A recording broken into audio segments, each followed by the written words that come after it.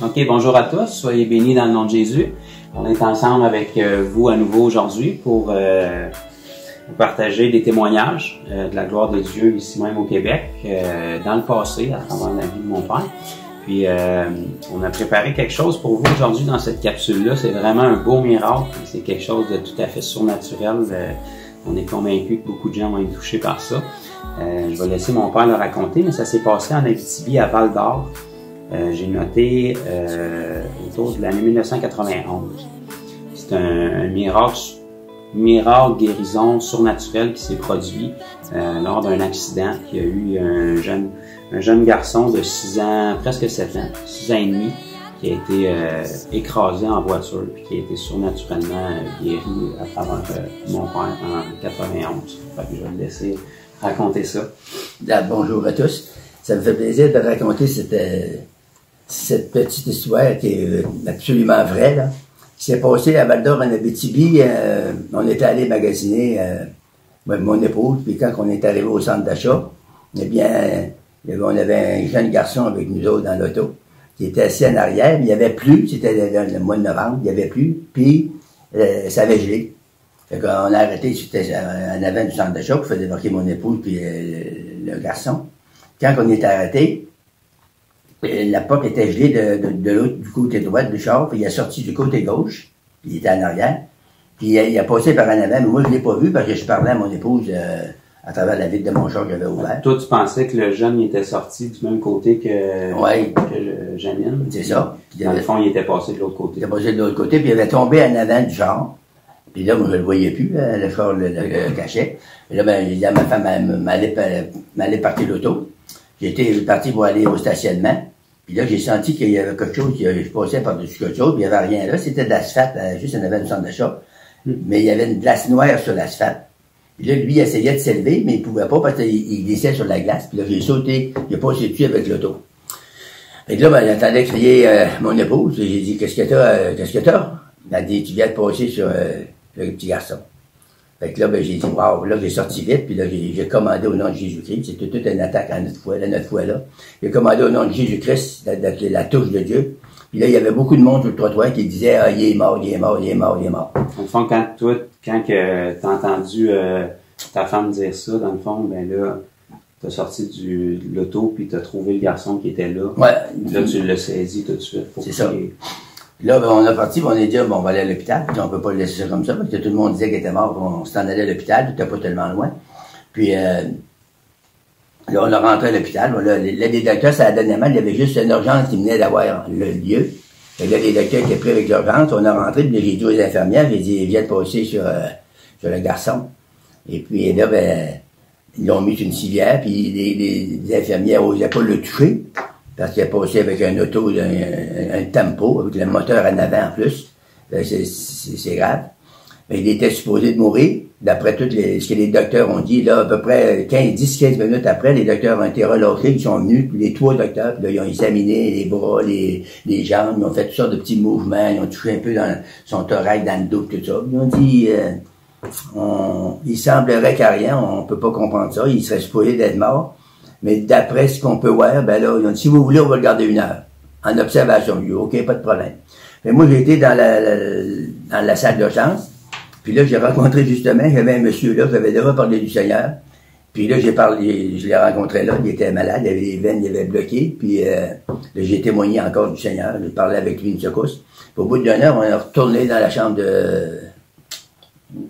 Fait que t'as pu te servir de cette attaque satanique-là. Ouais. Dieu veut pas tuer aucun enfant, là. Ça, c'est des choses du naturel, des accidents du naturel, mais à travers ça, quand tu étais à l'hôpital, tu as pu témoigner de Jésus aussi. Ouais, j'ai parlé à une dizaine de personnes.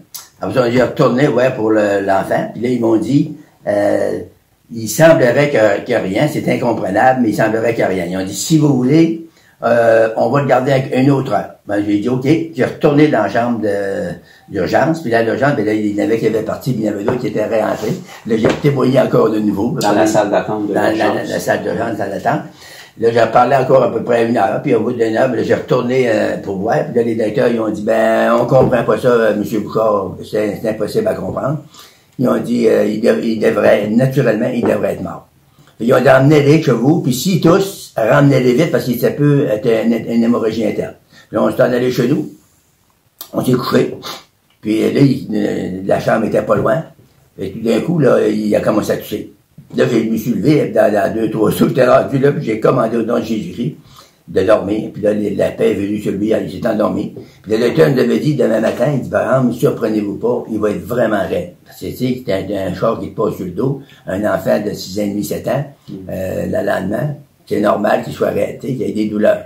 Fait que le lendemain matin, je montais après déjeuner, puis j'ai dit, hey, tu sens-tu du mal? Il dit, non, je sens rien en tout, il n'y a pas rien.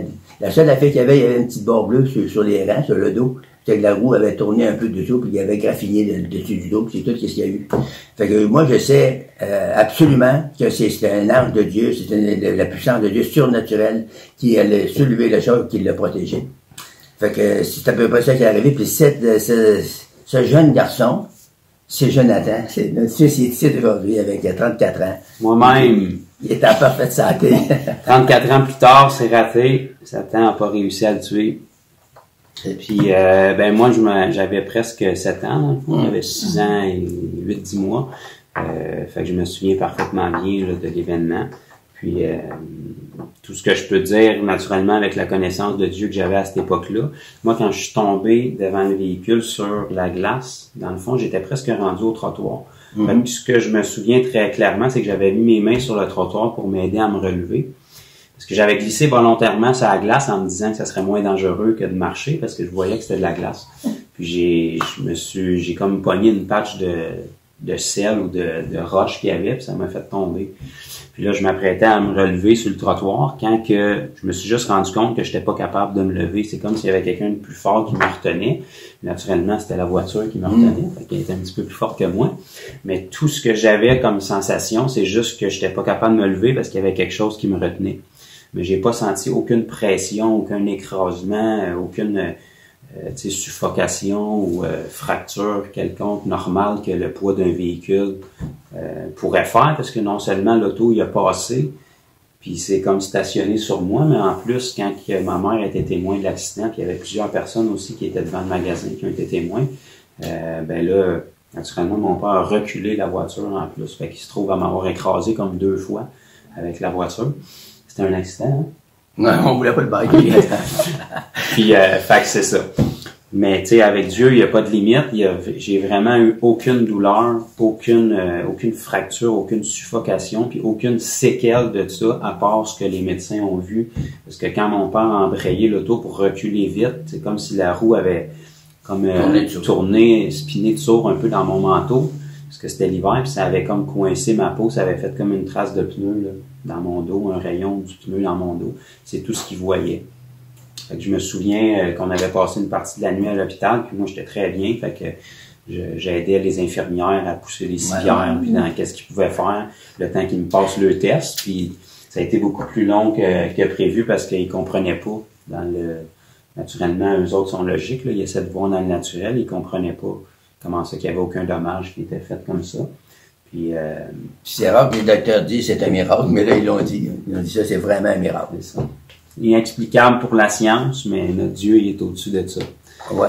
Fait que ce soit Jésus lui-même qui a soulevé l'auto, ou des anges, ou la puissance de Dieu qui a fait une bulle de protection sur moi, on comprend pas tout ce que Dieu fait, mais ce qui compte, c'est que quand que Satan a essayé d'attaquer la foi, je pense que tous les parents peuvent comprendre ça, là.